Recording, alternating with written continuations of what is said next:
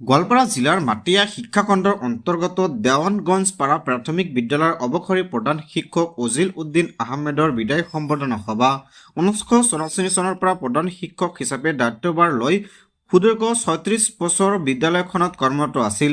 চৰকাৰী নিয়ম অনুসৰি অৱসৰ গ্ৰহণ কৰে অজিল উদ্দিন আহমেদে।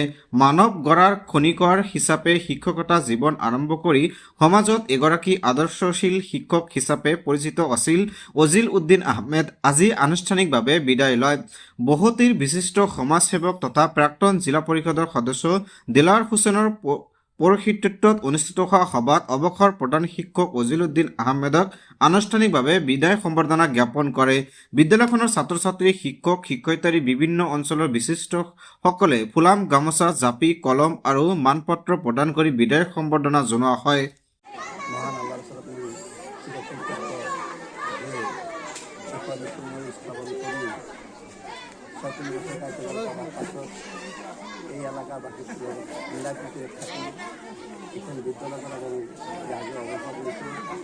মই এই এলেকাবাসীক ৰাইজক আন্তৰিক ধন্যবাদ জ্ঞাপন কৰিছোঁ আৰু মহান আল্লাহৰ ওচৰত কৃতজ্ঞতা ৰাখিবলৈ যাতে যিসকল ব্যক্তিয়ে আমাৰ এই বিদ্যালয়খন স্থাপন কৰাত, পৰিচালনা কৰাত সহায় সহযোগ কৰিছে তেখেতসকলৰ আত্মাৰ প্ৰতি কামনা কৰিছোঁ। লগতে যিসকল ব্যক্তি এতিয়াও জীৱিত আছে তেখেতসকলক মই দোৱা ৰাখিছোঁ তেখেতসকলে যাতে অনুষ্ঠান প্ৰতিষ্ঠানৰ লগত ভালকৈ জড়িত থাকে, এই বিদ্যালয়খন সুপৰিকল্পিতভাৱে যাতে উন্নত হয় তাৰ বাবে মই কামনা কৰিছোঁ। সদস্যসকল গাঁওবাসী, অঞ্চলবাসী, দেশবাসী আৰু ছাত্ৰ ছাত্ৰীসকলৰ জীৱনৰ ভৱিষ্যত কামনা কৰিছোঁ। এই মোৰ ক'ব লাগিব। বাকী সময়খিনি আমি এতিয়া কি কৰিব? মই ভাবিছোঁ যে অৱসৰ জীৱনৰ পাছত মানুহৰ এটা তিক্ততা আহে, কিন্তু মই আশা ৰাখি মোৰ যদি মহান আল্লাই মোৰ সুস্বাস্থ্য ভালে ৰাখে নিশ্চয় মই এইখন বিদ্যালয়ৰ লগত জড়িত থাকিম বুলি মই দৃঢ় প্ৰতিজ্ঞাবদ্ধ।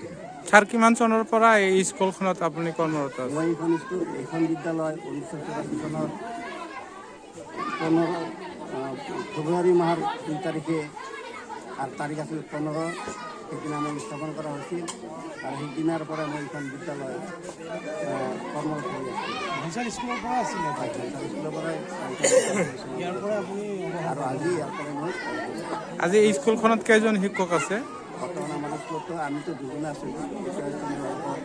ইয়াৰ পাছত আমি বৰ্তমান ছাত্ৰ ছাত্ৰী 63 এজন বিদ্যালয়খন চলাব আপুনি নিশ্চয় বিভাগীয় কৰ্তৃপক্ষক কি ক'ব? মই বিভাগীয় কৰ্তৃপক্ষক অনুৰোধ জনাম যাতে অতি সোনকালে আমাৰ এই পিছপৰা এলেকাত আৰু এখন শিক্ষক বিদ্যালয়খন শিক্ষাৰ ক্ষেত্ৰত আগবঢ়াই লয়। এইখিনিয়ে মই বিভাগীয় কৰ্তৃপক্ষক অনুৰোধ জনাম। হয় হ'ব।